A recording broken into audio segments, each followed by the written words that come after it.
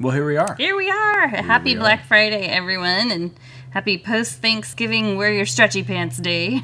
I wore my stretchy pants. Yeah, me too. But I usually do most days anyway. And I remembered to turn the microphone on today, so we have sound. Pat myself on the back for that. Thank you for joining us. I'm Jenny. I'm Paul. And we are GoBox Art Crate. And today Paul's going to be leading us through I am. I feel like we both had a lazy day and we're having a hard time revving the engine, aren't we? We had a very lazy day. We just hung around and did nothing. Played video games. And yeah, we're just going to paint now. Yeah. Let's show them what we're doing. Let's do it. You want to go ahead and flip the camera? So we are doing Frost Mountain tonight. And if I remember the instructions properly, we've got some elements of this painting that are optional, totally up to you as to whether or not you want to put them in. But, I mean, it's kind of fun to add. Basically, what we did is we made this tree right here into the tree from Jenny's painting from last week. It's right behind you. Your version is. You can show it. Yeah, so... smack, bang. So... It's not exactly the same, but yeah, it's this tree right here. So we just zoomed out a little bit. And so now for those of you who have painted with us before and you've painted my landscape paintings, I know you probably are used to them being fairly intimidating and maybe a little bit difficult. So I tried to make this one, give you guys a little bit of a break and get some great basic fundamentals of doing a landscape painting without being overly complicated. So this one's really very simple. The blending is not something that needs to be really precise. In fact, if I were to zoom in right now, and we'll do that later, you can see it's really uneven, and that's what we like to have. In fact, I didn't intentionally paint clouds, but there are some clouds that we can kind of go back, and we've got a fly flying around here. But we've kind of got some hints of clouds that I'm going to show you. You can do it. You don't have to do it. But outside of that, let's start off with a toast. Great. To the holiday season being underway officially. Cheers. Cheers to all of you. Yeah, it's officially Christmas season now. We have exactly 1 month from today. We put our Christmas tree up a few weeks ago, so a couple weeks ago. 1 week ago. 1 week ago. But... let's go ahead and we'll go ahead and get started. Make us sound like freaks. It's all right. We can be freaks if we want to. It's our home. If we want a Christmas tree up all year long, we could do that too. Yeah. All right. So we're going to start off with our largest brush, nice and clean. And what we're going to start off doing is I'm really just going to go ahead and start. I'm going to loosely follow the printed instructions that came along with your subscription box. And we're just going to get started. Do you want to name the colors? Yeah, let's talk about our colors. We've got cobalt blue, white, bright red, craft yellow, and turquoise. And we're going to use all of them. The yellow doesn't get used quite as much, but we're really going to rely on the blues and turquoises and the white and the purples we get from those different colors. So I'm just going to start with a little bit of our cobalt right up in this corner. Just one little dip. And while that's wet, I'm going to take white paint now and mix it in. And I'm going to use quite a bit of white. I want this to be really pale. And one thing you'll notice is as I'm doing my brush work, I'm not just going at an angle like this. I'm not just going like this. My brush is moving in all kinds of different directions. And that's what we want. And we're not going to add any more blue as we get going. We're going to work all the way across. We're going to work pretty much all the way down. But as we move across the canvas, we're just going to keep adding white paint. We're going to paint it back into the blue, pick up some of the blue, and bring it along for the ride. What I really wanted to get in this particular painting, what I was shooting for the sky is I wanted one of those skies that is kind of blue, but also has a light, wintry kind of haze. And it's not quite cloudy, but it's just cool feeling. Just add more white. Because what we really want William Jeffers, what are we gonna paint? This is what we're painting today, guys. So this is called Frost Mountain, and this was part of our December subscription box, along with Jenny's Frost Hollow that we painted last week. Thanks for joining us tonight, William. Yeah. And what we want is, as we move across and down, we want this color to get to the point where it's basically white when we get to the edge of the canvas. If you get a little bit of color that comes along for the ride, that's totally fine. And even though we want it to get to the point where it's white, it's okay if it is pure white at the edge, but I still want you to paint white paint because it's different than just leaving the canvas white. So make sure you get all of this covered.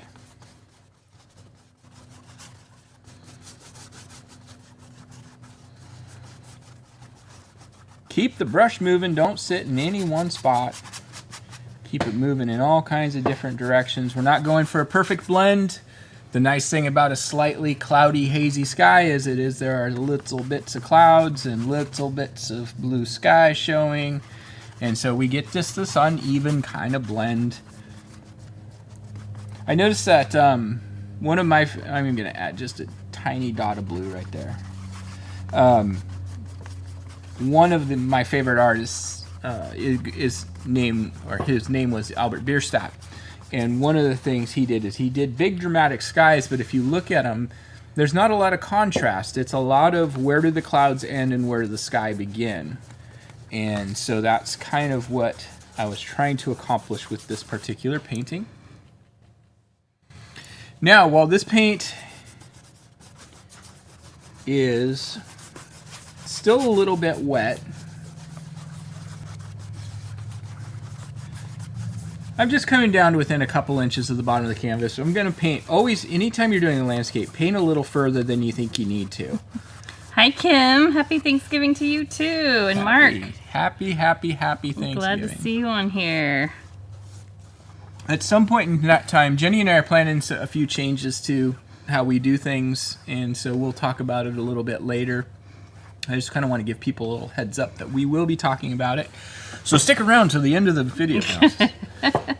So the next thing we're going to do is we're going to paint our mountain.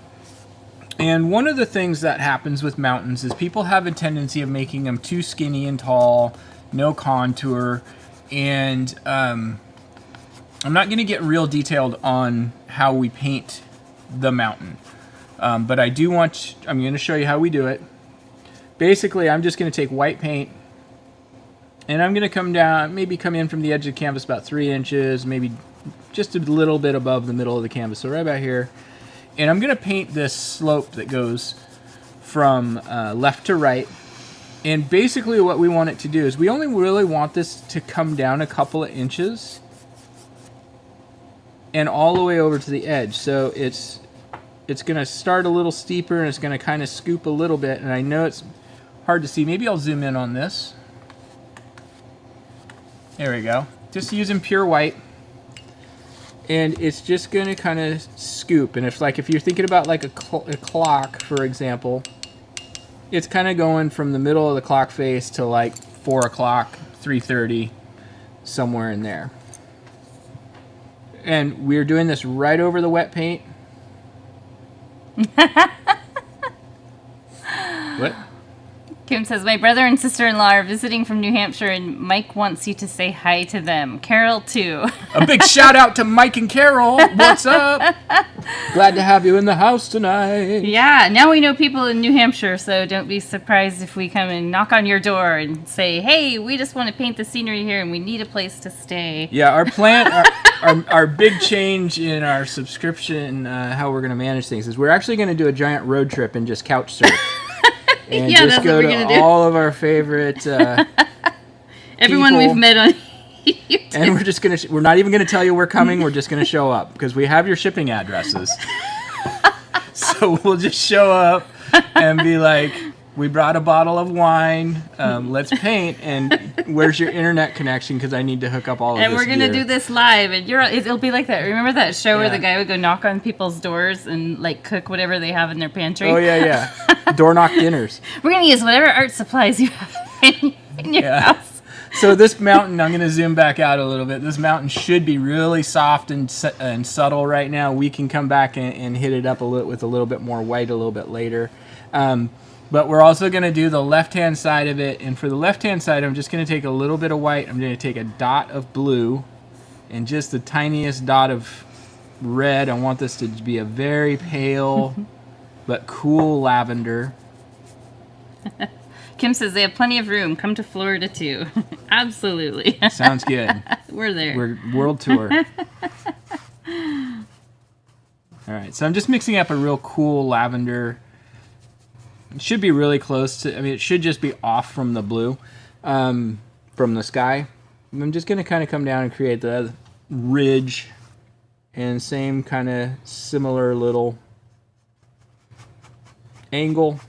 Do you ever notice that you always you always paint Mount Hood? Totally. I see it almost every day of my life. That's me too. Whenever I paint mountains, it's always, even if I try to make something different, it's always Mount Hood. So there, we've added, we had the highlight and it didn't look real, it wasn't like real bold, like, oh, there's a mountain here. But by adding this soft, and this should be really pale, just dark enough to see it. But by adding this little soft shadow on the left-hand side of this mountain, we define it and it now shows. I'm just going to take a little bit of this purple color and just kind of light lavender, just kind of softly dust it in here. I don't want to get too detailed on the mountain. I really want it to feel like a cold, hazy day.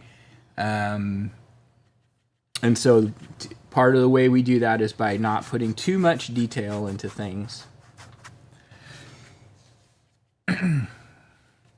So we brought stuff to make mimosas tonight until I forgot to bring the orange. Actually, we were going to bring peach juice, so I forgot to bring the peach juice. So we're just drinking bubbly. Yeah, I had words. She was not a happy Karen. Nice. She literally asked to speak to the manager. That's all right. I'll take her out for margaritas on the way home. Oh, I see what your plan was all along. It was my plan. Well, I hope everybody had a great day yesterday, whether you celebrate with family or friends or whether you just had a day off to just relax because everybody else had other things going on. I hope you had a good time. I know my friend Aru, who lives in Michigan, sent me a picture of their Thanksgiving dinner, and they literally made vegetable soup. Yeah, I think it looked like an Indian stew to me. Yeah, it looked really good. It looked delicious, and their little baby, who must be like, what, 8 months old now? He's about 8 months old. We got to get Good to out to have Michigan his- and see them. He just started But- eating. But let's solid wait until foods. the Arctic freezer effect is gone, like maybe till like May. All right. So the next thing we want to do with this is we're going to go ahead and we're going to start building our underpainting for the foreground. And our underpainting for the foreground, we are going to take blue and red. Let's put some turquoise in there too. Yeah, let's add a little bit more turquoise. I want it to, the turquoise kind of makes it more of a grayish purple, or I shouldn't say grayish, but more of a neutral purple, and or violet, grape ape. And I'm just going to take this color right across the base of the canvas.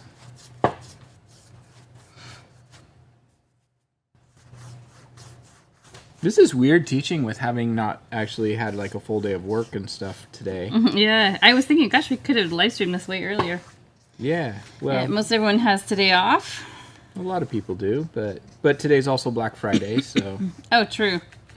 We avoid going out on Black Friday. I don't think we've ever shopped on Black Friday. no, I mean I kind of got a few promotional emails today like Black Friday sales starting now, and I kind of looked at them and I was like, this looks like the same sale you send me every week, so we'll check it out later. Actually, right before we started this live stream, I sent my mom a video that someone had posted of the rage from 1983. It was the Cabbage Patch Doll riots. Oh, yeah. And I said, hey, remember this? Because I was probably in 3rd grade. And, of course, I was one of those that wanted a Cabbage Patch Doll so bad. And so she's like, oh my gosh, I'd completely forgotten about that. People were ripping them out of other people's hands.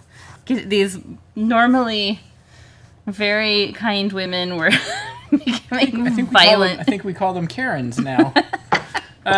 As we work up, I'm going to take, just going to want to do like one brush width of that violet color. And I'm just going to take some white.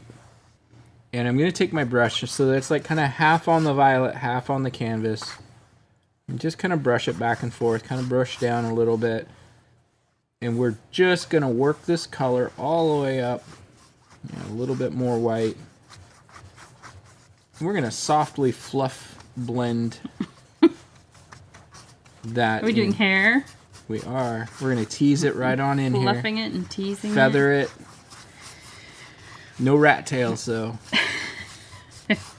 We'll save those for later. Save those for 1983. Maybe next month. Maybe next month. No, we're not. And I'm just going to kind of use a little bit of extra white just to kind of get this to flow. And it's okay if you get some little unevenness and stuff like that. Hi, Debbie. How's Maine? How's the weather? Ooh. Probably cold. I've shipped a few boxes out this week to Maine, and I had some serious worries about the white paint freezing. Oh, yeah, we do have that issue, just so you guys know. I'm hoping because we pack the paint in little boxes now, it'll be... Yeah, we'll see. Not The white paint, in particular, has a tendency of freezing in transit.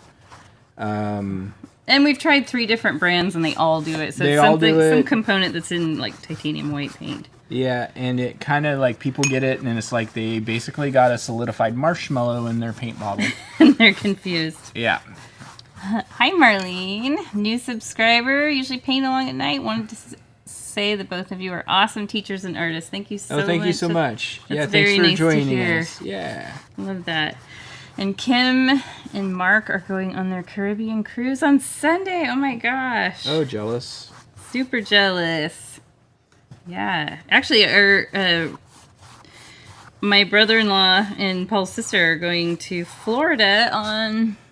They're actually heading out They're Monday. leaving on the 2nd. Oh, they are? Okay, I don't know Yeah. what day that is. So, like, Thursday They're going or to something? Tampa area because they're... They have a timeshare. Well, yeah, actually, it's George's dad had a house there, and when he passed on, one of his brothers manages the house, and Yeah. yeah, So they George basic- is going there for his big landmark birthday. 60th birthday. Yeah. All right, so there we've got that. It's really easy to get carried away in fiddling and just continuing to work on this area, and we don't really want to do that because we're going to paint over most of it eventually. So I am going to kind of come in, though, and just add a little bit more white in here, just soften it up a bit. A lot of times when we're doing landscapes, it's about... Sometimes we feel like what we're trying to do is blend everything out, and really what we're trying to do is soften things up, which seems like blending, but it doesn't necessarily have to be like this perfect Photoshop quality gradient blend. So I've got like this little bit of texture right in here, and that's totally fine. It's going to be like, this is kind of like some fog and stuff like that. So Debbie says there's snow in northern Maine. How pretty. We'll definitely Nice. have a white Christmas, but you're probably used to that every year. we are like just got the like typical Oregon December weather today of 38 degrees and rain, so it's not quite just like that's December in Oregon. just a couple degrees too warm to actually be flakes falling down at minimum, and just cold enough to be bone chilling. So Yes. yay. Kim says, Mike said I didn't mention him going too. LOL. I just was the December paintings. They are so awesome. Oh, yeah, just saw those. Yes, Mike, you are going on the cruise too. That is awesome. That must be why you are in Florida. You guys are taking off from there. Well, they said they've Well, and got room Thanksgiving. for other people to stay. So. Hey, we're coming. All right. So the next thing we're going to do on this is we're going to establish our tree line that kind of goes between the mountain and our foreground. And this kind of tree line, we've painted this well, for those of you, we do have a few people that have been into our studios in the past. By the way, we don't have our studios anymore. We don't have any plans to reopen them at this point in time because we just are really enjoying doing it this way. And then those of you who have painted with us on here, we've done this kind of tree a lot. So, but new people will go through it. The process, it's really pretty simple. Usually the reason it goes astray is people try to complicate it, just like I just tried to overcomplicate the word. So what we're going to do is we're going to mix up a really deep kind of green, almost black color. And I'm going to use turquoise or red. I don't know what the instructions say I used, but... I can tell you, is this for the step 3 with the trees? Yeah. Turquoise, red, and yellow, and add a little white for opacity. Yep, and I used a little extra blue to add a little extra darkness. We're going to add a little tiny touch of white. You don't want to add a lot of white, just a little tiny bit, because these colors can sometimes get kind of transparent, and it gets hard to have them feel like there's some substance. So the technique we're going to use our big brush. And what we're going to worry about, let me bring the original in. Let me reach across here. Okay, here we go. So we have this tree line going across. And what we're really trying to do is establish this top profile.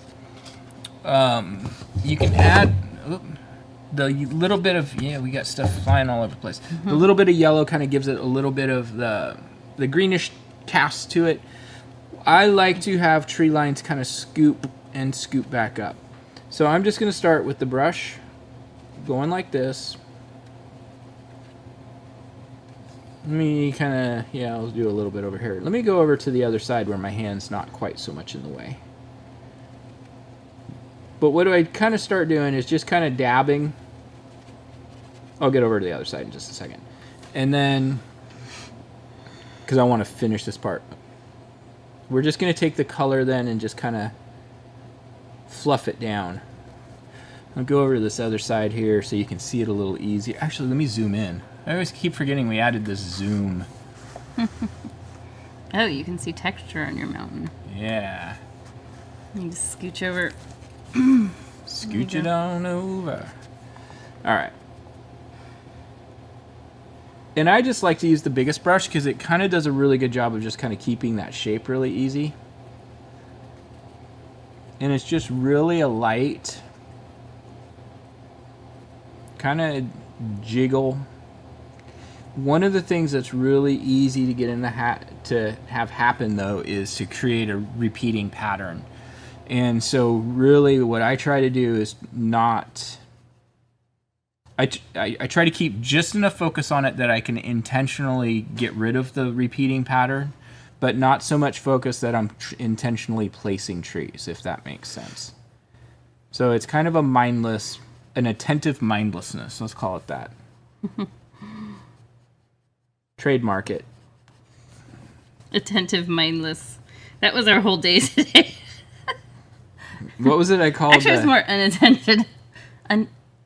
Unattended? Is that unattentive? Inattentive. What was it I called the wrestling with the dog? I called it assertive cuddling? Or something like that. Yeah, she likes that. We have Shiba Inus, and the females are not much for... They hate cuddling. They do not like cuddling. Our boy does, but our little girl does not like cuddling, and the only way I can get her to cuddle is if I wrestle with her and I pin her to the ground, and then it's just part of the game. Yeah, the females of that breed are the absolute divas. They're the alphas. They control everything in the whole entire household. Yeah. So, with this painting, one of the things I want to talk about with these trees is I know that instinctively our intuition tells us we got to put branches on these trees because they're trees. But what happens is when you've got trees that are way off in the distance, if you put branches on them, then all of a sudden you've put a lot of detail into something that's at a distance, and then everything you do that gets closer demands more detail. And the other thing is the more detail you put into it, the closer it looks. So if you want something to look like it's a long ways away, which is what we're going for right now, because we want this scale We want the mountain to not feel tiny. And if we do the trees too big and too detailed, it makes the mountain seem like it's a miniature mountain. So now if you're working with your largest brush and you just can't get it, it is okay. I'm going to grab like my number 8. How far across? Are we going all the way across? We're going all the this? way across. Okay. Yep, all the way across.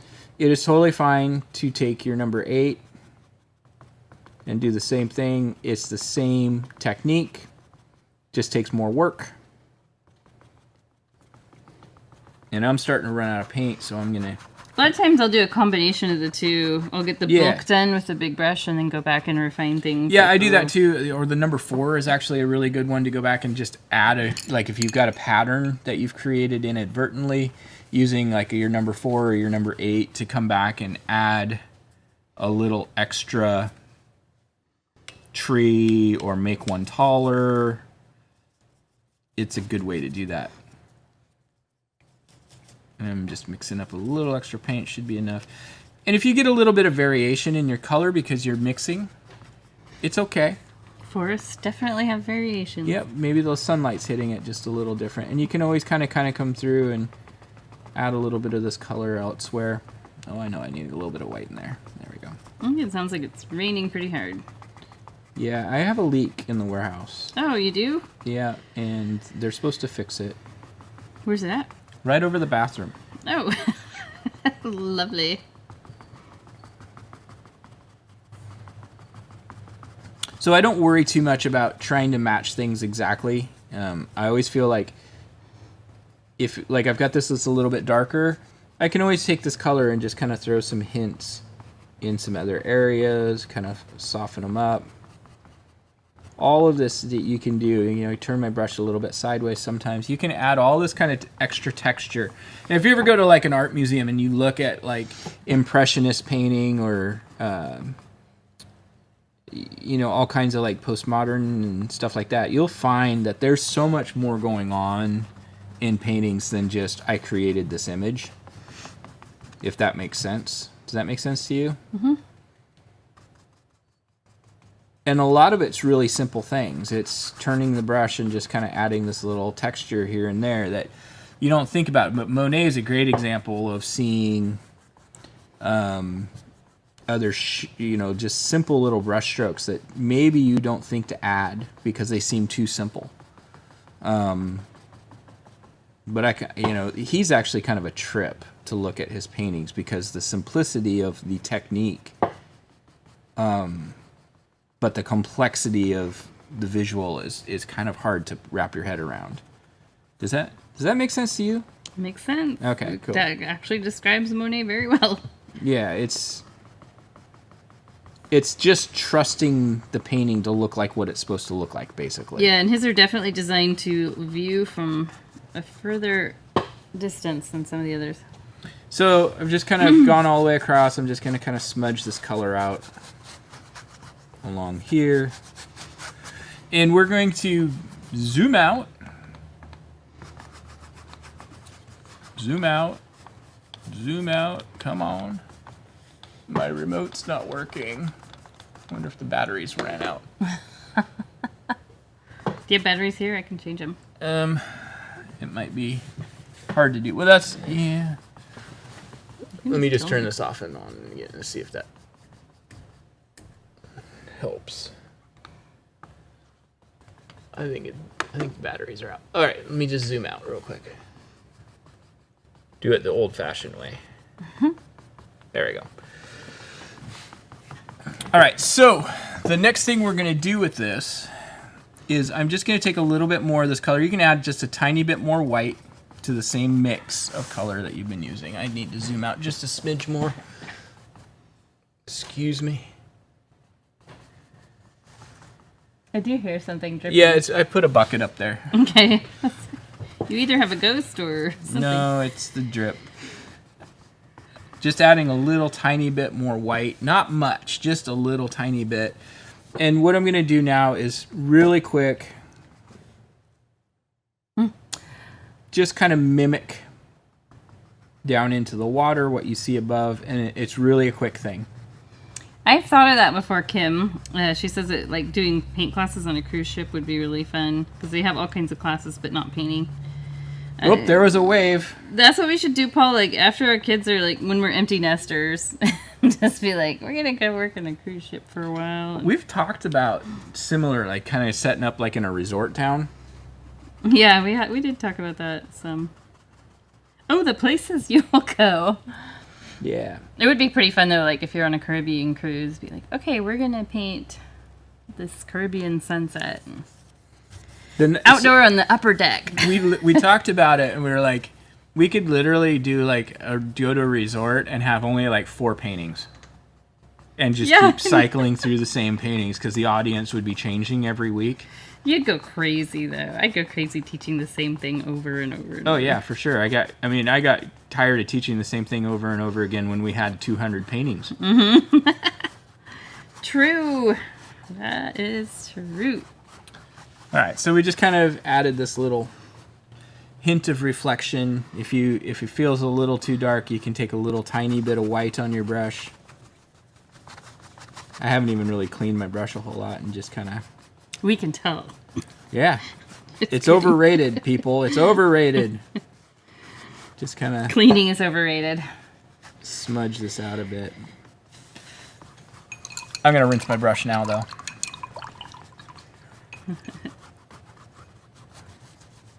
Because we're going to go ahead and take a little bit of white now. And I might have to redo some of this, but I'm just going to kind of... I'm not paying attention to the instructions. So if you guys are following the instructions at the same time, I'm sorry. I'm just winging it tonight. Just painting. Taking a little bit of white, and I'm just hinting at our reflection of the mountain, which should kind of come in and just kind of nestle into the tips of these trees a little bit.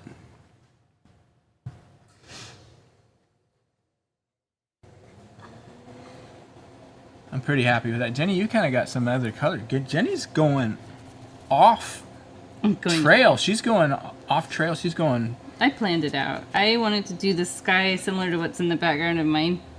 So that I could really match them together. Gotcha. Yeah. Just for fun, just to do something different. Not because I didn't like yours, because I really like it a lot. Yeah. Okay. I'm going to take a little bit of blue and white now. Mix up a real pale. I think you guys can see that. Pale blue. And just kind of streak some of this in where our sky would be reflected. And I'm not trying to cover the underpainting. I'm just letting some streaks go and sit on top, and it just lightens it up just a little bit.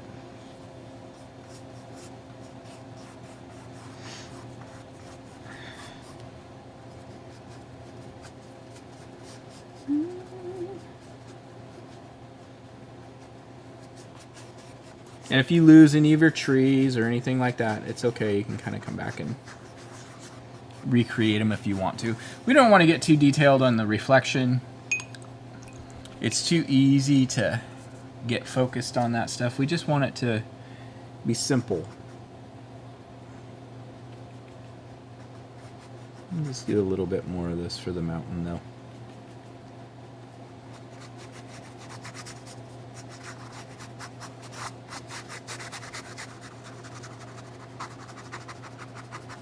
There we go.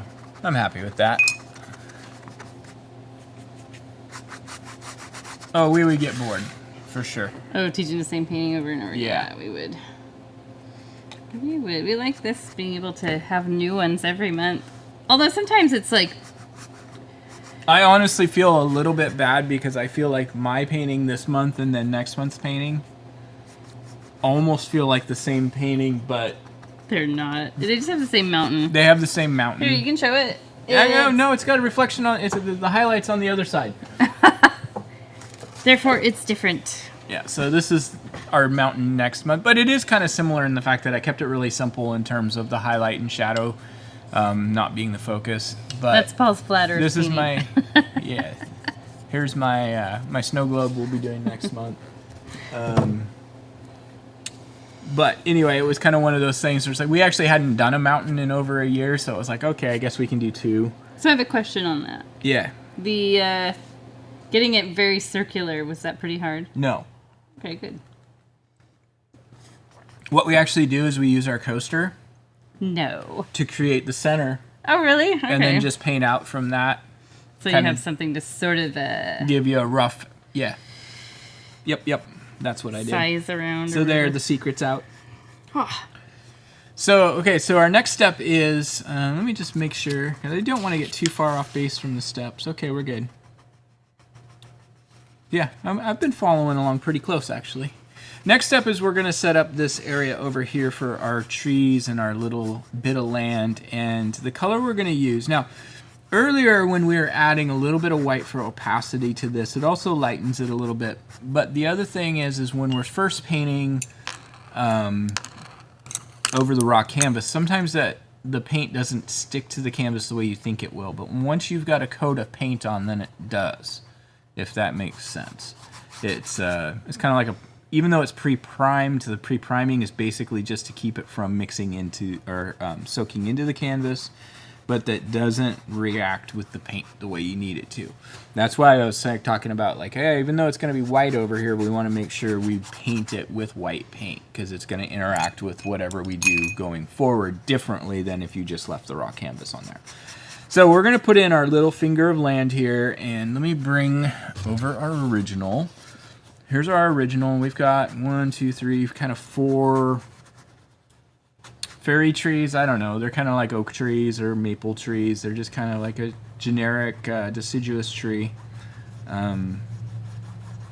Deciduous because they decide to lose their leaves. Did you know that? yeah, we all learned that in elementary school. Cool. Okay. Nobody taught me that in Millimentary. military. I never went to middle school, elementary school. Never taught me that. I had to learn that on my own. Really? Yeah, I thought I was pretty smart. You Apparently, probably not. thought you came up with it. I thought I did. No, I That is didn't. so I didn't funny. think. I bet you did. No, I didn't. I'm not that egotistical. But anyway, so let's go ahead and get that shape going. I know this is a shape that somebody mentioned last week. I don't remember who it was. That this type of shape kind of gives them fits a little bit. You remember? I don't remember. What shape is it? The finger of land. They said it Oh, never yeah. looks right for them. Yeah, someone did say that. I can't remember. And it was like the little kid on the Polar Express. It's like, Christmas just doesn't work out for me. And it was like, little fingers of land into lakes just don't work out for me. Well, we're going to make it work out for you this time. I feel like people probably think I've had a lot more champagne than I've actually had. So we're going to kind of like make this color that I call everybody in the pool. So it's red and blue. We're going to add a little bit of yellow. Add a little bit of turquoise. Need a little bit more blue. Yeah, we had to subsist on mimosas for 2 hours yesterday because one of Paul's sisters was 2 hours late. And didn't call to let us know she was running late. Come Thanksgiving. on. And so we held up the dinner. We're like on the 3rd bottle of bubbly. And there was only 5 of us having mimosas. So 3rd bottle of bubbly in, we were like... Well, and your dad made appetizers. It's just, We were saving room. we were saving room. All right, so we've got this dark color. The thing that's amazing to me is the yellow is actually what makes it dark. So I'm gonna go over to the what a hard life. Yeah, exactly. Mimosas and painting. So I'm just gonna take this color. I'm gonna kind of come about to the middle of the canvas and about a ½ an inch down from our perceived shorelines right around in here. And basically, I'm just going to sketch a line.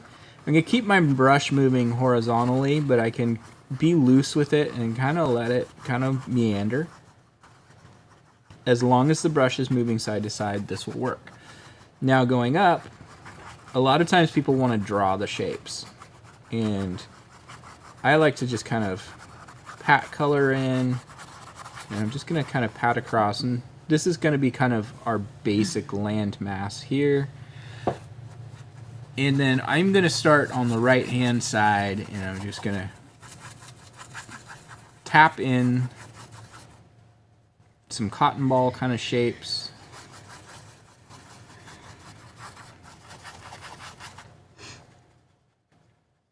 There's two. This one was a little bigger than the original one, but I'm going to do one that's a little bit smaller right here.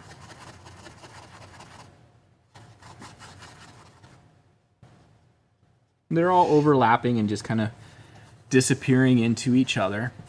And then we got our hero tree. It's going to be a little bit bigger. It's going to kind of stick up a little bit above our other trees. Now, I'm not going to bring this all the way down into the bottom like I did on these others. I'm going to just kind of create this cotton ball kind of tufty shape. And then it's going to kind of create our little trunk. And then the right-hand side can kind of disappear in. Because that's the reason these disappear. There's other trees in the background. There's shrubs. There's all kinds of other things. There's shadows. We're not seeing through a lot. Nice spit, Paul. What's that? Tiffany's a nice spit, Paul. Nice spit. Did I spit? I don't know. Oh, it's a spit of land. I got it. Boom. Yeah. Okay. Good one. Good one. A spit of land. All right. So next thing I'm going to do is I'm just going to take the same color. I'm going to streak this down. We're going streaking again. I'm just going to kind of mimic the profile above the spit.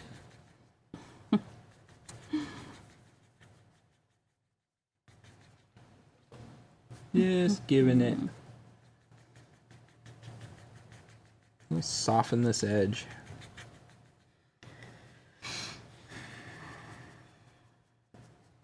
It doesn't have to be exact because you're not seeing the same angles when you're looking at a reflection in the water.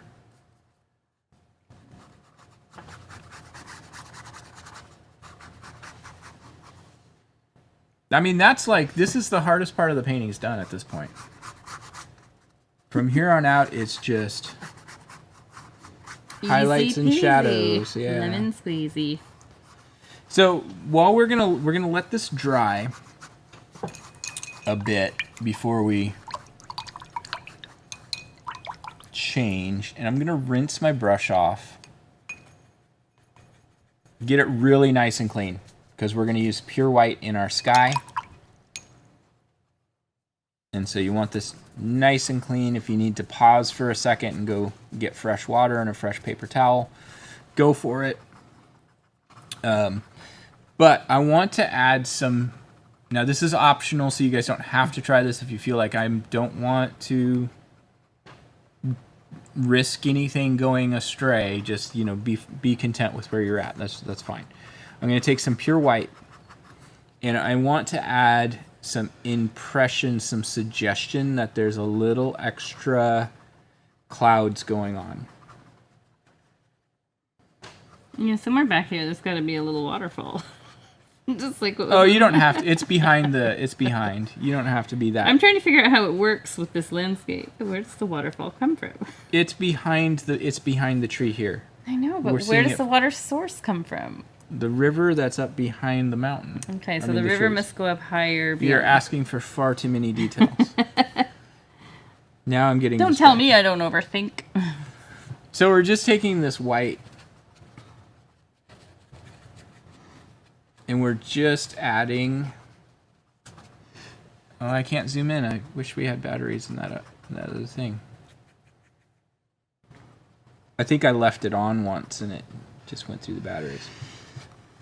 So I'm just adding a little bit of this subtle little, barely touching the brush to the canvas and just kind of letting the brush bounce around. Just adding texture in there. I gotta zoom in. Luckily, I'm tall enough I can reach it without... Oh, wrong way. We took the wrong way. All right. I'm just using a very small amount of white. Just kind of using the corner of the brush.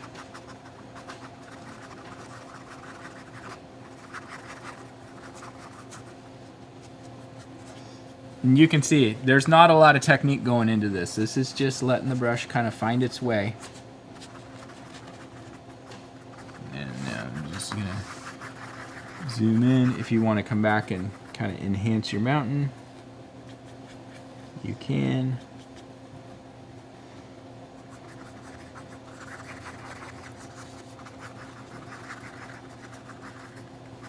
You guys can't see that.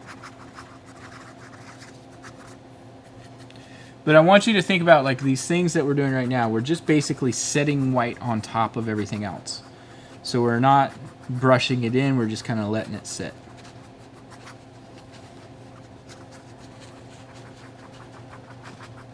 I'm gonna zoom back out a bit. So you can see it's really, you can see where I did this. There's not a lot going on to it.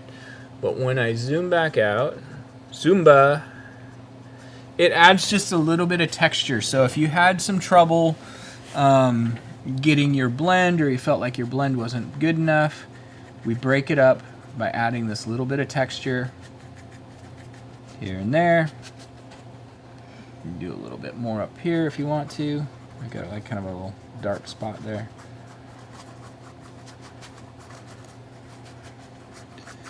You can add a little bit more of the mountain. It's one of those weird clouds.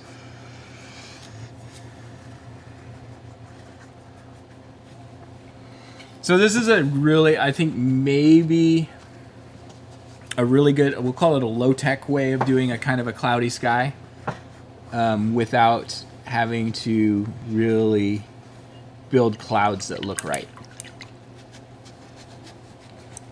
It's already wispy, so it's okay. It's just chatter.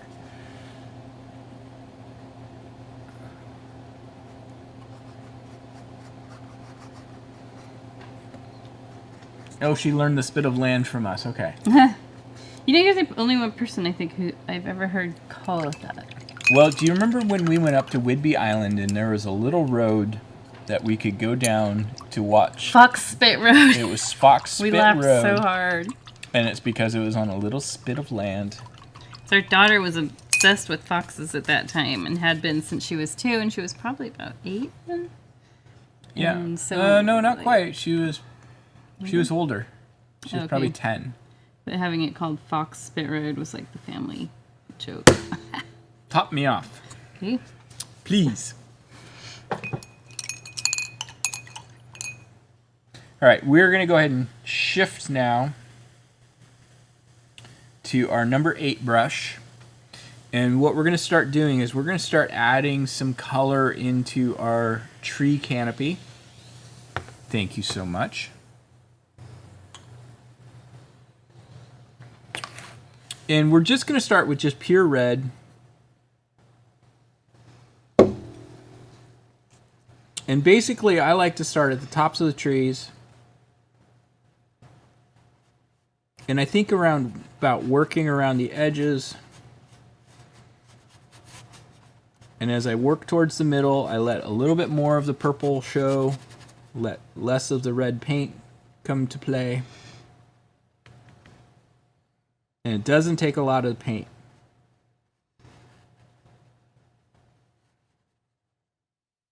But just kind of start going around the top, and as you work your way down, you get a little bit more circular in shape. I swear this one just totally looks like Ronald McDonald right now. I'm loving it. Loving it. We're loving it. But this is how you kind of start to get these individual trees to have a little bit of individuality.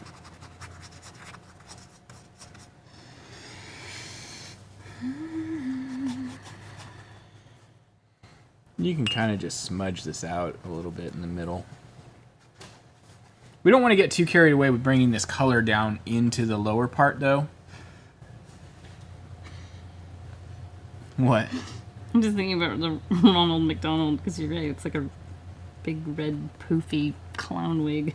Yeah. I can't unsee it. Damn you, Paul. It's either that or it's one of the Fry Guys.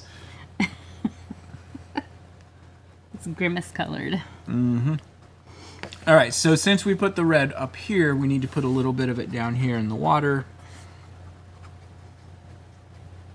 Shark Attack. Lake Placid, remember that movie? Yes. They made a sequel to it, I think. I didn't even think the first one was that great. to be No, it honest. wasn't. So I'm just taking a very small amount of paint and I'm just streaking from the edge of our reflections up. Very small amount of paint. We'll kind of come back in and work our shadows back in the reflection if we want to. But not yet.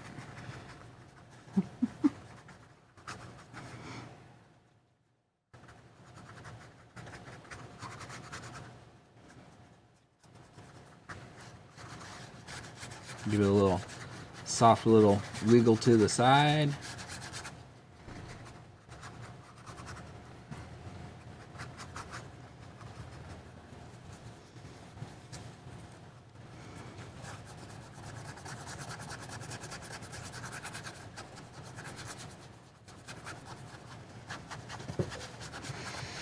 I don't like my water reflections very much, but I think yours look about the same. I guess I just looked up and was like, oh, I guess mine Yours are look about, a little bolder, maybe.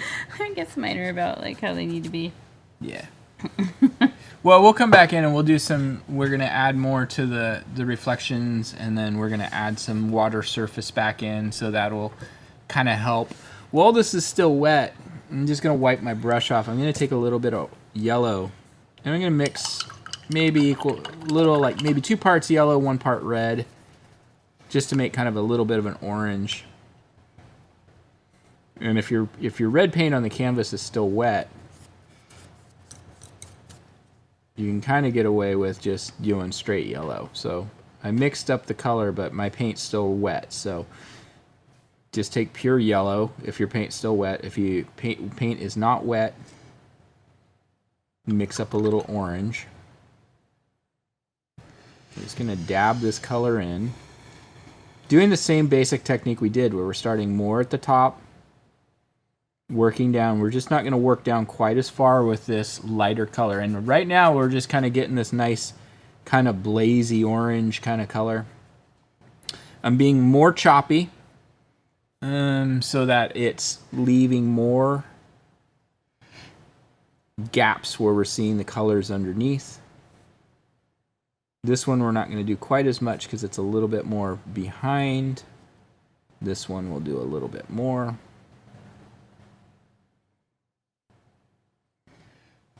You could probably do different colors of like reddish orange and yellow. Oh, and for sure, the yeah. different trees. If you wanted to get up the skill, then for sure you could do brown tree or something like that because it's an oak tree instead of the maples. No, I mean like the leaf color. You could do like different shades of red and orange. Right. Yeah. You could do that too. Yeah, because you could for sure take well, we kind of will. Mm-hmm. Like you could take this tree right here that's right here, for example, and kind of give it a little bit more of the yellow. Right now, because everything's kind of blending, which is kind of what we want, though, we're just going to kind of go for this base tone.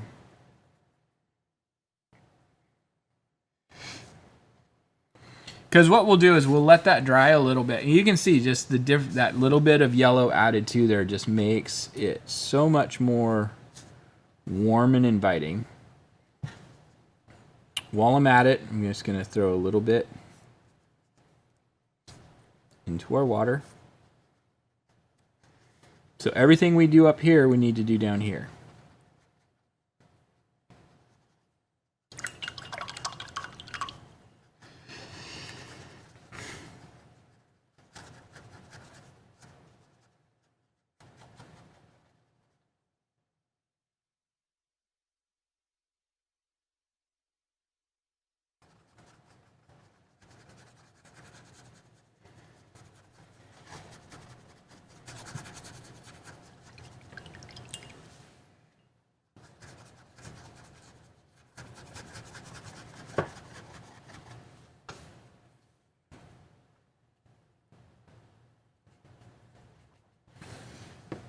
So this one right here needs to be a little bit taller.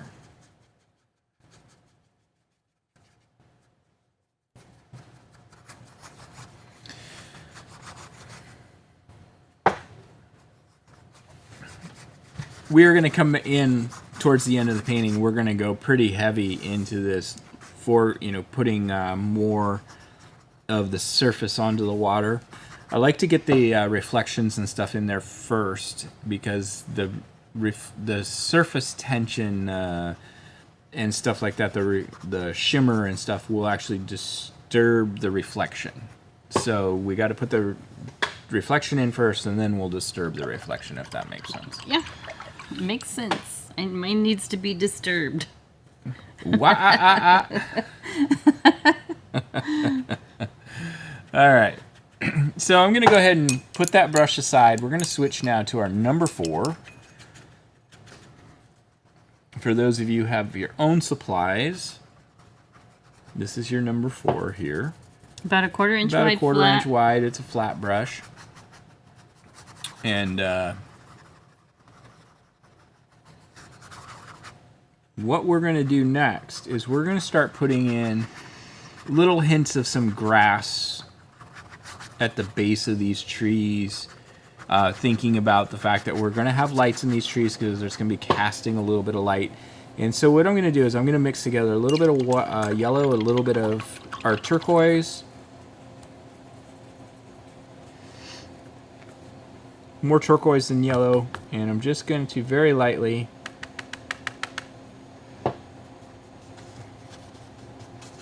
kind of dust this in here. That's a pretty acidic color. It's all right, we're going to live with it. And I'm not going to go very far to the right. I'm just going to kind of have it be right in this, around this main tree a little bit. I'm going to wipe my brush off up here and just kind of softly smudge that out so it kind of just disappears into the other trees. Then you can take a little bit of yellow and just kind of dab it in there too. Wow, your painting's like literally almost done. Yeah, we're almost done. We're like not even an hour in. So I was wondering maybe we should mention a little bit about some of the changes. We're going to be making some changes to our subscriptions and how we handle things. And so if you're really interested in continuing to paint with us and stuff, I suggest you go onto our website and subscribe to our newsletter or join our Facebook group, because we'll be kind of rolling it out over the next month. And one of the things that we're going to be doing is this might be our last live stream on YouTube. Yeah, we'll have live streams, but on a different platform. Yeah, we'll be actually hosting our own live streams on our website, and then we'll throw like little edited versions that show people what we do onto the YouTube channel as well. And our kid videos will stay. And our kid videos will stay on YouTube, but our regular subscriptions and our tutorials and all that stuff is all going to be hosted on our website, and we'll explain a little bit more via email and via other social media posts and stuff like that. But there's some things going on with the industry and the market that are making us kind of have to go, we need to maybe adjust how we're doing things a little bit. Well, and plus our website host recently added that feature, so that's yeah, nice. I mean, we kind of originally wanted to do it, but but it took a while to, yeah. So we might be we kind of made a couple little changes over the last couple of years, and I think this is going to be more of like hey, we're making a big pivot change in how we present things. The paintings will still be the same, the instruction will be the same, but just how we deal with the subscriptions and stuff, we're going to see a few little tweaks of changes. So just to make you guys all aware of that. All for the better.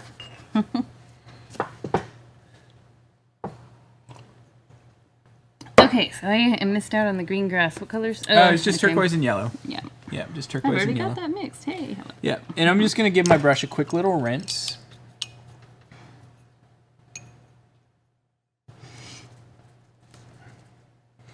And I'm going to stay using this number 4.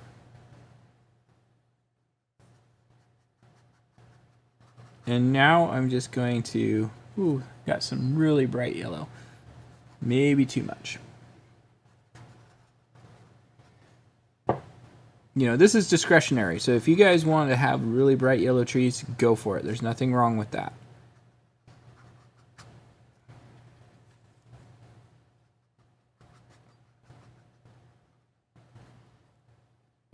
You can see every time we add a little bit of yellow, everything gets just a little bit lighter.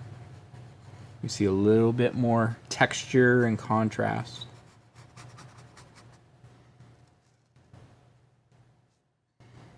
How does your grass look like it's glowing Because I put a little bit of yellow on it too. and foggy? After I put the other, I just smudged a little bit of yellow in. I think I used to dry a bit.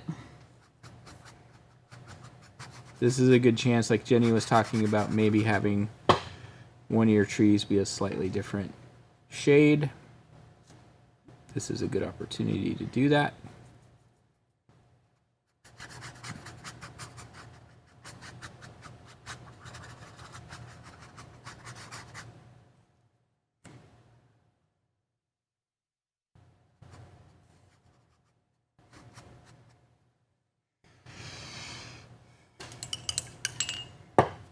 So I think back to our little changes. We plan to have the bulk of the changes start first of the year, but we're going to start rolling things out in the next week or Oh, so. he wanted to start it right away, and I was like, no, you're not going to do that right smack in our busiest part of our entire Well, I wanted to start first of year. December.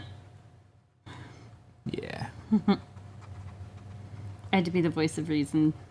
Yeah. Ah. By the way, I want to shout out to our Patreons. Yeah, thank you. I should have pulled up the list, but Kim and Mark, thank you guys for supporting us. Jen Welton, thank you for continuing to be a wonderful supporter of us. Yeah, shout out to Jen. I Yeah. just shipped her from some swag. We did. She's been doing this. She's been doing Patreon for our full entire 3 years, and she came to our studio starting way back in the beginning. So, and Yeah. came to Scamania Lodge. She's like our She's a- number one fan. Yeah. You are much appreciated. Oh, and I bought a.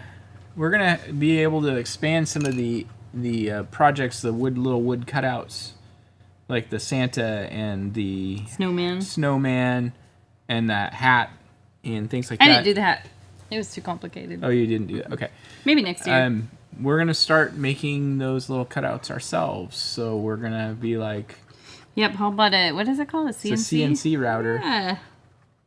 That'll be fun. We'll design some fun stuff. So, like, around Halloween, we'll be able to do some, like, bat shapes. And Yeah. I like painting on the wood cutouts. I Yeah, think they're fun. I enjoy it fun too. and, like, I always think, like, oh, man, if I had one of those machines, like, I would totally, because you think about, like, cookie cutters. Like, oh, yeah, I'd do that and that. So I'm excited. that The you main bought thing that. it'll do for us is it'll enable us to have more options without having to stock a bunch of different shapes. We'll just be able to stock blanks and throw a blank in the machine and say, cut this pumpkin out for us for Halloween. That would be good. A pumpkin. We can do hearts for Valentine's Day. Oh my gosh, yeah, you definitely we have to do hearts for sure. But it expands our ability to be creative. I think even doing like canvas shapes, just regular rectangles or Oh, for sure. squares, and because it's such a fun, smooth surface to paint on. It is. Well, and actually, a lot of the old masterpieces were painted on, Panels. yeah, wood panels.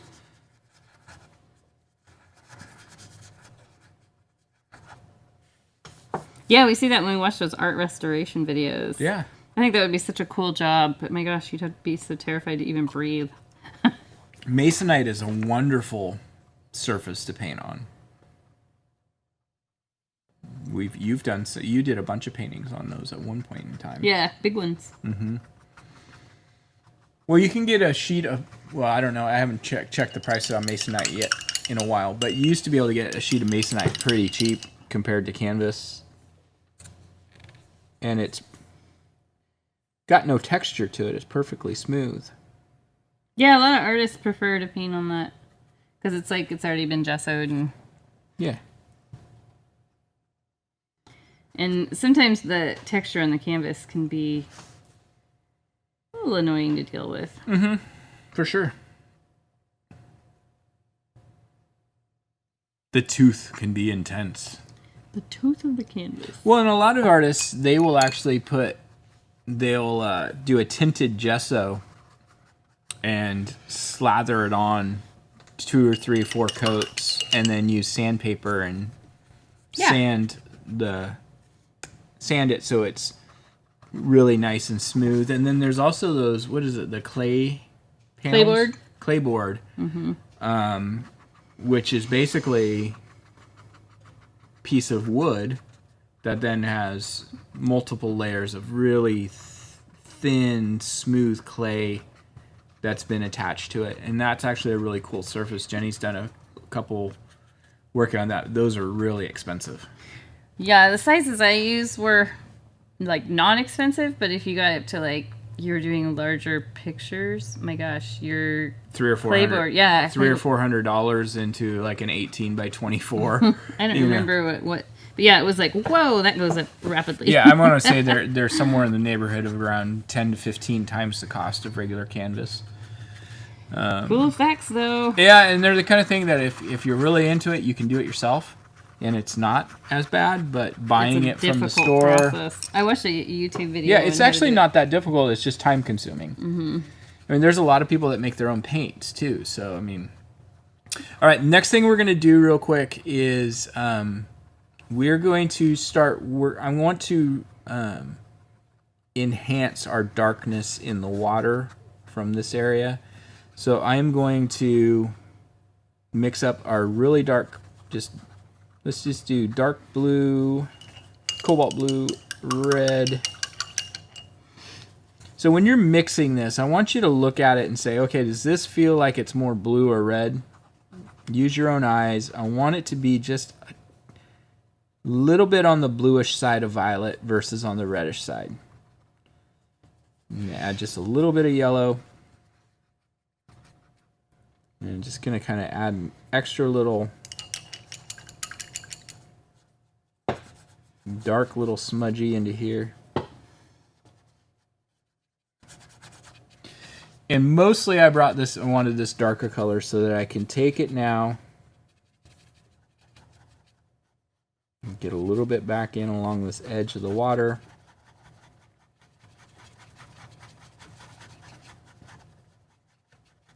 And streak this down now into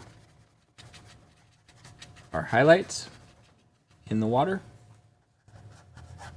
We had this area that felt just a little too light. This kind of just richens it up. You can keep working this area if you get like, oh, I got too dark now, I need to bring some of the red back in. You can do that. That's no problem.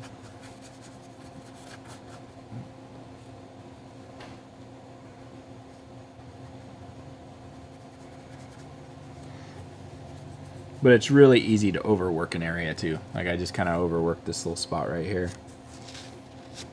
Got too busy with it.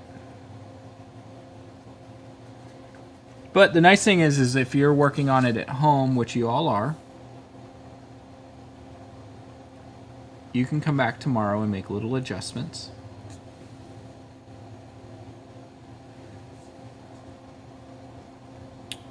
I did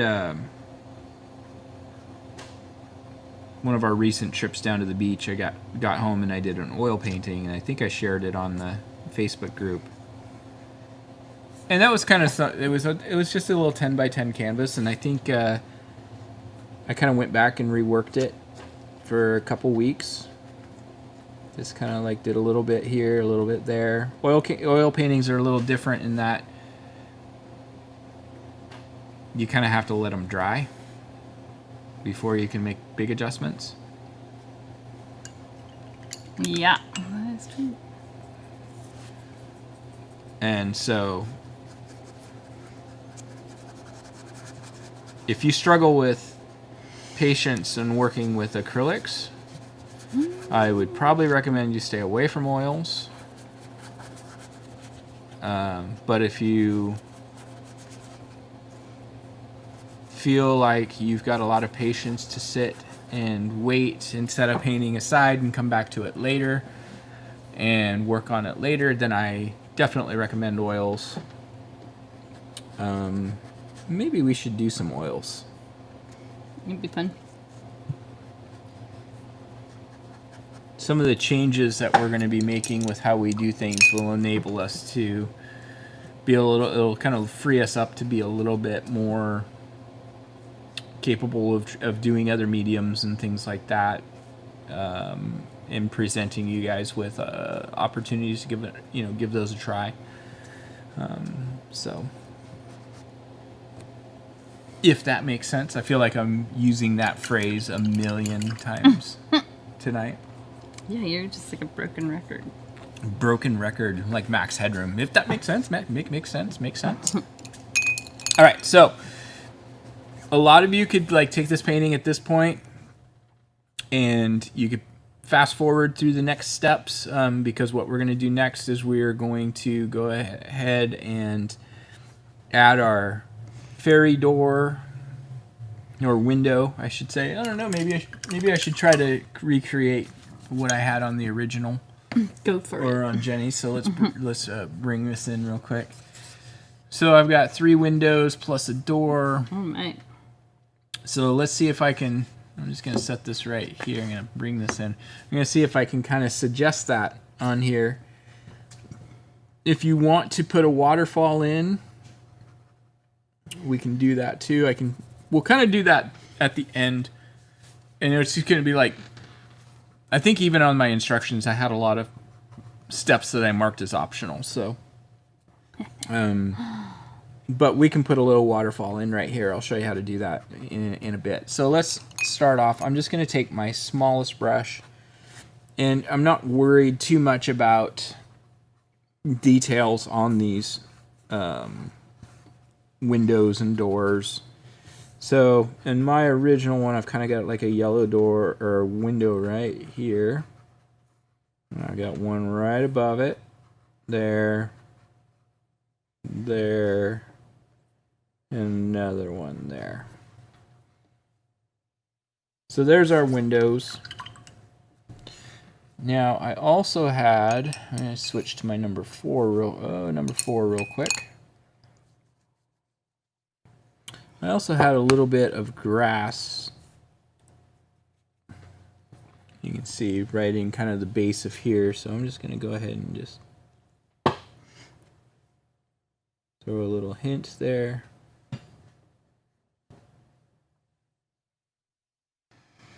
Not going to get too detailed into it. I'm not going to worry about the fireplace and smoke coming out of it. There's just, it's going to be too small. Well, it's micro painting, Paul. You can't handle it? No, well, I mean, I probably could, but it's too much. Then for the lights, I'm just going to use the back of my smallest brush again and just kind of just dab some party lights. You know, this totally reminds me of like Bilbo Baggins' 111th birthday kind of totally setting. We're a little bit of fantasy book nerds ourselves, so it's kind of fun to do painting that kind of gets into that a little bit.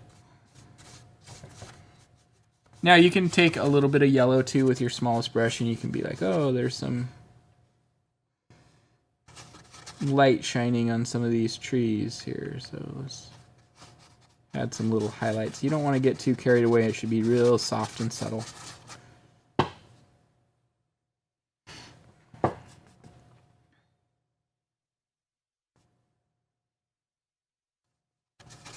lights are shining up into the trees a bit. And then the lights are always they're gonna shine a little bit more down into our grass. So I'm just gonna add some little glow.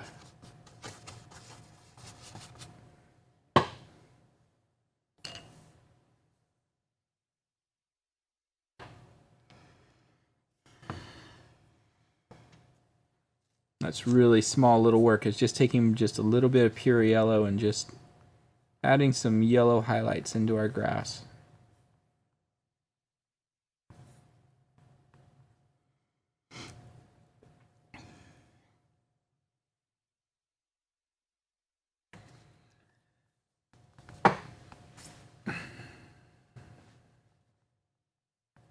So I'm going to show you guys a really easy trick here too.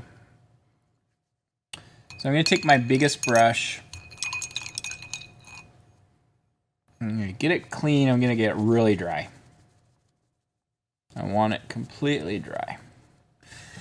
And what we're going to do is I'm going to show you how to reflect all these little lights into the water. I'm going to take my smallest brush. I'm going to use the back side of it, and I'm just going to really quickly suggest a few of these little lights. Then I'm going to take my big brush that's nice and clean and dry, and I'm just going to take it and just pull it straight down through those dots. You can also use your finger to do that. You can use your finger to do it as well.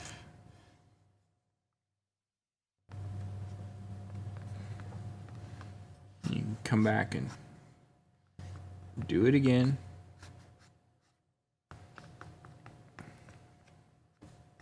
I like doing the big brush though. That's kind of the reason I like it, is you can kind of be a little bit more specific with your placement of the individual lights.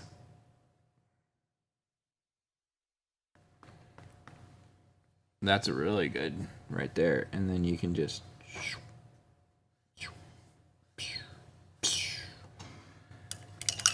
drag those down in like that. I think we did, didn't we? Yes, we did. And we were going to do it for last December's, but it didn't work out. Yeah, I think your painting would be too long to add the whole gnome and everything. It was going to be too hard to add them and have them feel small enough. It is fun when we can...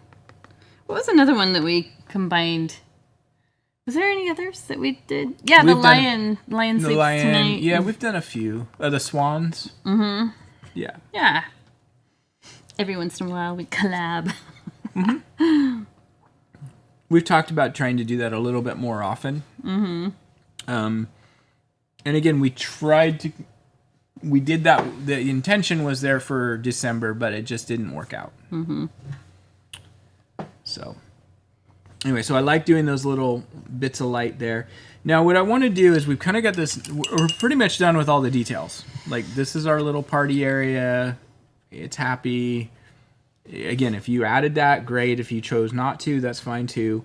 But what I want to do now is bring some of the surface back into the water. This should be getting pretty close to dry. It is. I'm going to use my biggest brush, nice and clean, and I'm gonna zoom in a bit.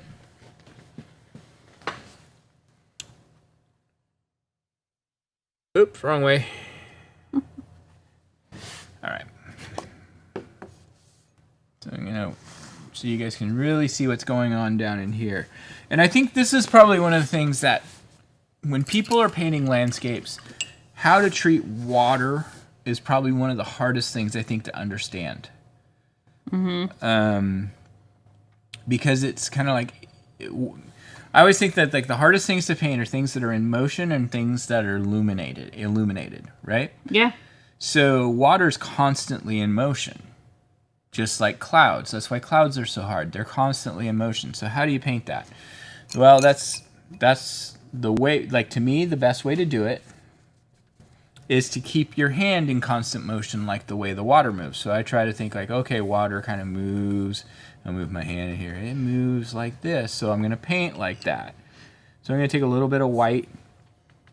And we've got our mountain here. We don't want to lose that, but I want to get some nice light in here. So I'm going to move the brush. Maybe a little bit more enhanced where the mountain is. But we've got these nice white clouds up here too, so. Now, I'm starting at the foreground and I'm moving away. And these are going to be bigger, bolder strokes in the foreground because we can see more of the detail because it's closer to us. I don't have a lot of white up in this corner, but we can add some little ripples.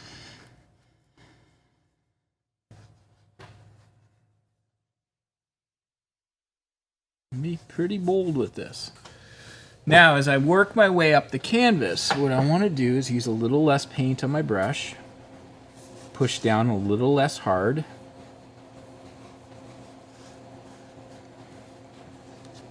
And my movements are maybe a little smaller. Use a little bit more of the tip of the brush. Picked up a little bit of orange. That's all right. I'm not going to worry about that. Wipe it off though, because I don't want it over here. And again, I'm just using this big brush still. I can kind of come back up in here.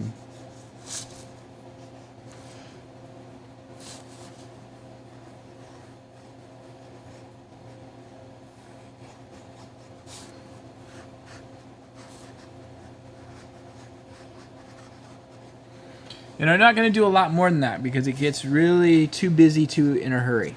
You start to lose your reflections. You start to lose the idea that it's a surface. Like really, if you think about it, it is a solid, not solid, but it's a surface. You know, it's like, yeah, there's a top on there. Okay, so I'm going to keep zoomed in. And I'm going to think about our little waterfall that we have in the background. I did not put this in the instructions. I did not put this in the original painting. We're going to put this little waterfall in. You don't have to. This is totally optional. I put mine in. Yeah. So I'm just going to use my number 4 brush here. Get it nice and dry. I'm going to zoom in further.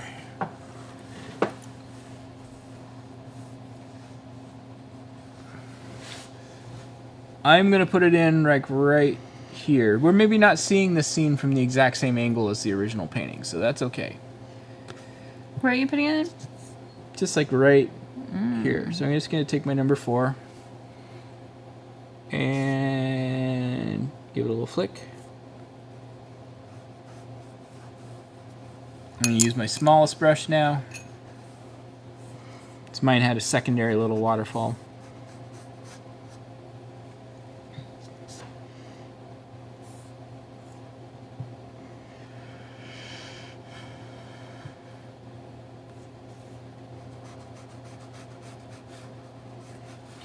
There's our little waterfall. We're not going to do more than that. Kind of make it look like there's maybe a little bit of a river running off. Yeah, let's go. That's all I'm going to do with it. Because I want it to be there, but I don't want it to all of a sudden become this massive, like, really vital part of the painting.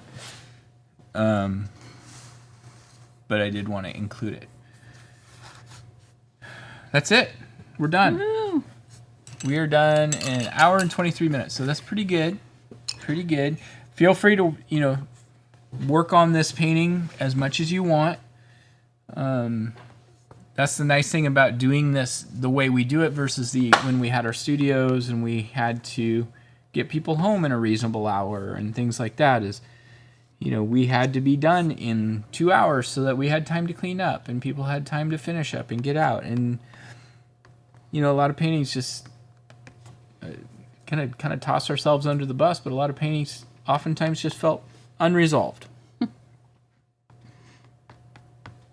Or we spent 4 hours on them and were ready to throw them across the street. I have a few like that. Yeah. So I always like to, whenever I do water, I like to kind of make it feel like my signature is part of the water. So there's my little signature. How's yours doing, Jenny? I just need to sign in, I think. All right. I am going to move my paint. We're going to bring Jenny's in here in just a second. Let me just finish signing it. No pressure, Jenny. There's probably more I would do to it, but I'm ready to be done for tonight. Yeah. Ready for that? I promised you margarita. Okay. Chips and salsa. We're going to go to the Mexican place that we always say is not very good, but it's convenient because it's right there. Their margaritas are okay and they're cheap, and we can do with just like chips and guacamole. So there's Jenny's. Jenny put a little bit more color into hers, and this is very much it very much looks like a Jenny painting. Which is the way everybody's paintings should always be. They should always feel like, I feel like once you've painted, I don't know, half a dozen to a dozen times, I think you start to find your own patterns. For sure. And so, like, your paintings should feel like your painting, not my painting, not Jenny's painting, not your friend's painting. And I think that's something that's really hard for people to grasp on sometimes is, yeah, you're going to have your own... Your hand is going to apply the paint differently. Your hand applies the paint differently than my hand applies the paint, Jenny. Mm-hmm. Right? And that's fine. And that's totally... Yeah, I like brushes that are not super frayed. Mm-hmm. And I like really smooth brush strokes, personally. Like, I like doing the paintings that way. But then I like the results of ones that are done with rough brush strokes. Yeah. So it's just an internal battle. And that's... that I'll always have. And I think that's the thing, like, with our subscription box and our tutorials, is I think that's where you and I are a good complement to each other and teach in terms of teaching, is I am the polar opposite. Oh, yeah, we're completely different. Let's show our next month's paintings. Yeah. Just to prove that fact. Yeah, and so you guys, like, when you get done painting, you should feel like, hey, this is my painting. Not Paul's, not Jenny's, not Monet's. So there's December. You can see there's December, and yeah, tiles are different. This is a great example because this is really very much. So I think of your artwork as being very illustrative. Yeah, like children's book illustrations a lot of times. And I feel like mine is much more... I'm not mad. Mine was much more like... Bob Ross. No, I don't even think that. I think much more like my inspiration's more like Monet. Obviously, this painting, it actually feels silly saying my inspiration is in painting is Monet, because this very clearly is not. But other ones inspired by Monet's type of work. The one we did tonight is much closer to that. Mine's inspired by Picasso. Yeah.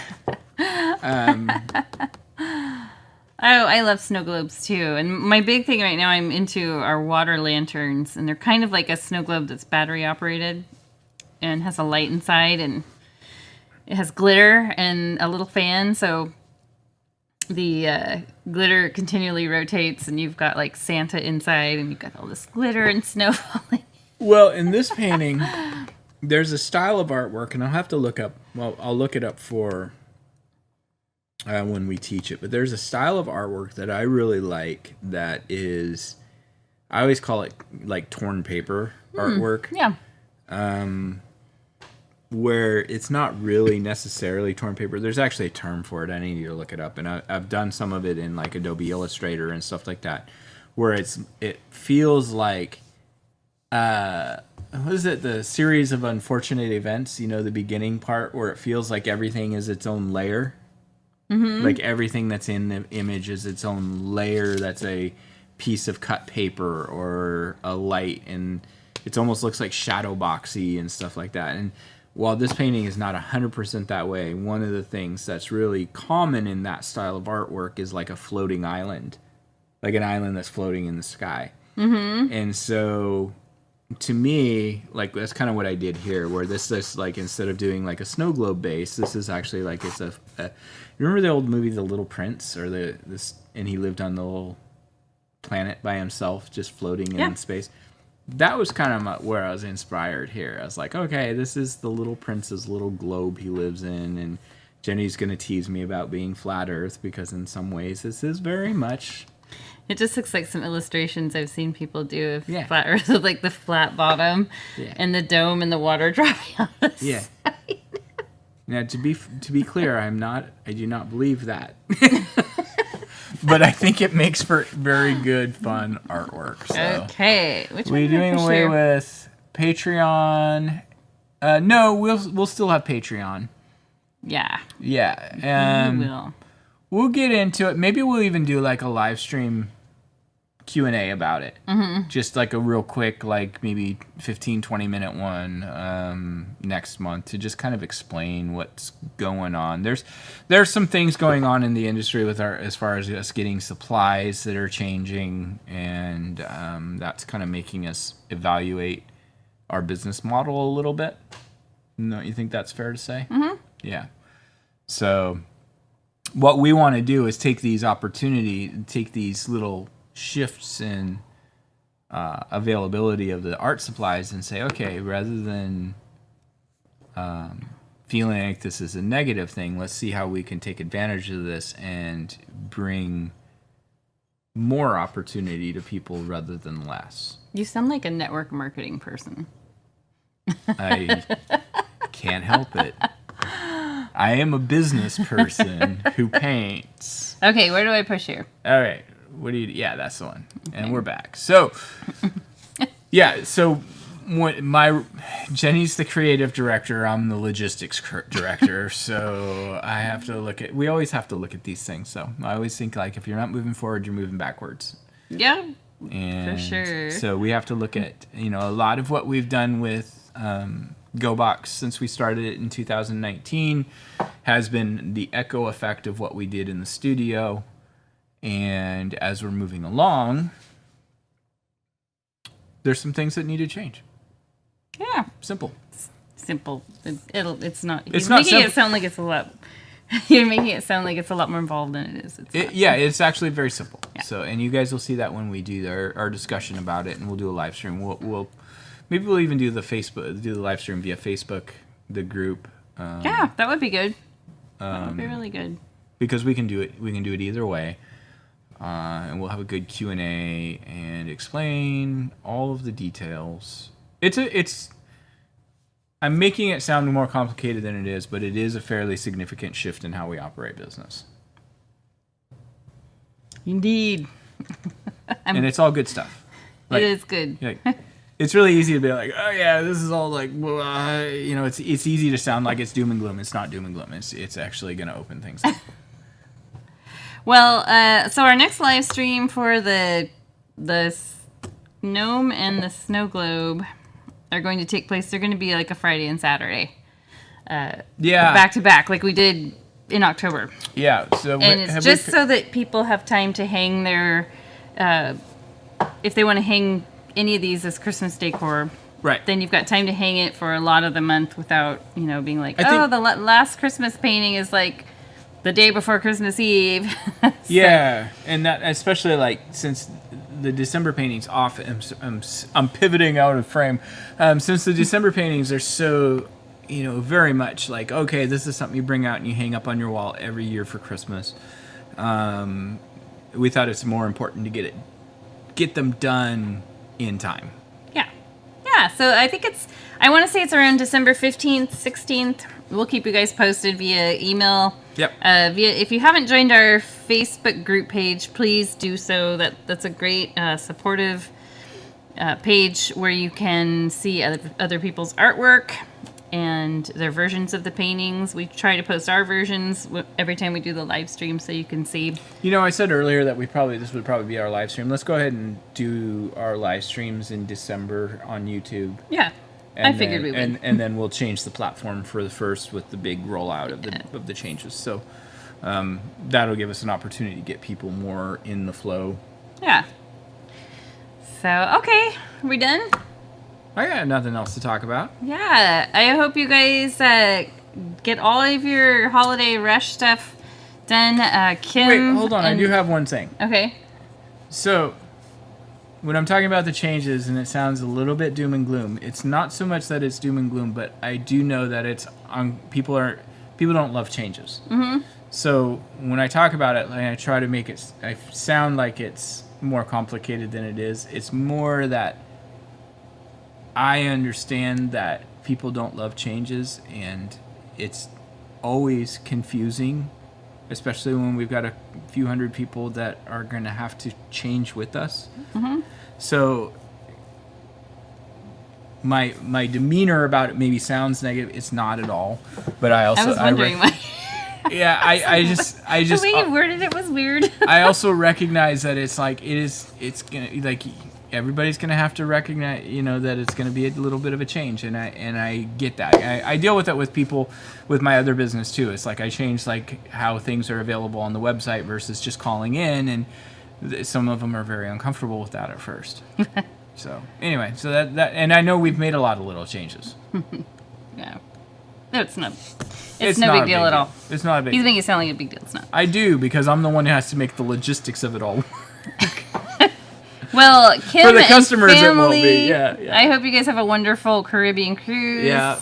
If you take any pictures of any landmarks you think we should paint in one of our future boxes, please send them our way. We would love that.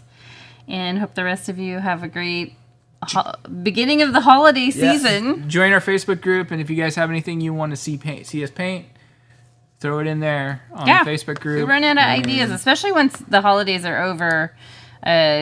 It's like, okay, well, now we're just in winter. Yeah. So, yeah. Anyway. And, we've talked about this in the past. Winter is not necessarily my forte as far as painting. Yeah, it'll be fine. It'll be fine. I do okay. Oh, good. You'll put it on the Facebook page. That's great. Cool. Perfect place for it. Sounds good. All right. That way we can travel with you. Awesome. Well, you guys have a great time, and thank you all for tuning in. Thank you for all of your support over these last 3 years. We love it. We love all the friends we've made. Love all the paintings, and we will see you next time we live stream. We'll see you in December. Bye. Bye, everybody.